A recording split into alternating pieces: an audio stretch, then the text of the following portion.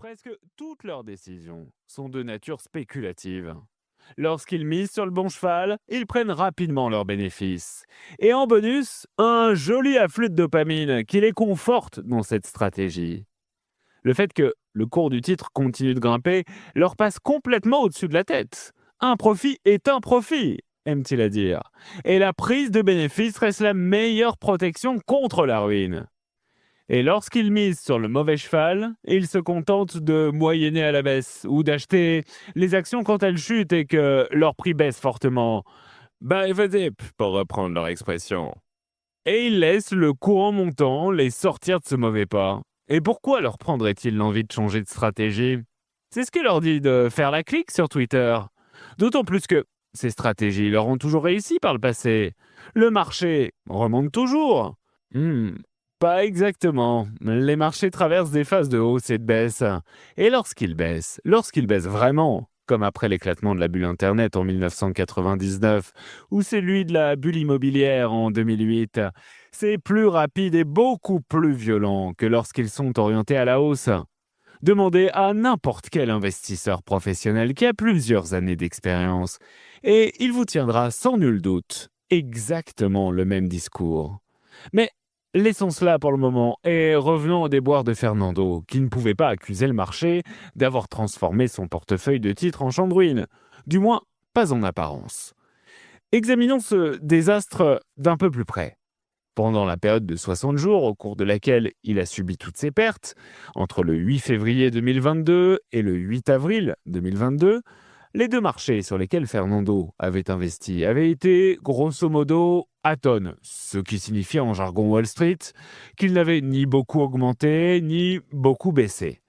Le S&P 500, qui fait office d'indice pour la bourse de New York, affichait 4521,54 le 8 février et 4488,28 le 8 avril, soit une légère baisse de seulement 0,7%. Le Bitcoin, qui sert d'indice pour le marché des crypto-monnaies, s'est changé quant à lui à 44 340 dollars le 8 février et 42 715 le 8 avril, soit une légère baisse de seulement 3,7%. Ces deux replis sont particulièrement anecdotiques quand on les compare à la perte de 97% subie par Fernando.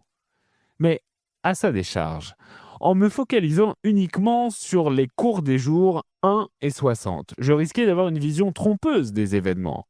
Si Fernando s'était cantonné à une stratégie d'investissement dans la durée, dans laquelle il aurait conservé tous les actifs qu'il avait achetés pendant au moins 60 jours, alors oui, ces deux chiffres raconteraient toute l'histoire. Mais ce n'était de toute évidence pas le cas.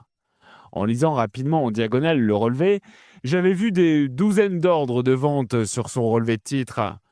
Dans une stratégie d'investissement dans la durée, l'investisseur conserve une position pendant un certain laps de temps, sans se préoccuper des fluctuations du cours, Afin de capitaliser sur le potentiel de croissance à long terme d'un titre dont le choix a été mûrement réfléchi. pour avoir une idée plus précise du déroulé des événements. Je ne pouvais donc pas me contenter de regarder ce qui s'était passé les jours 1 et 60. Je devais également étudier ce qui s'était passé entre ces deux dates.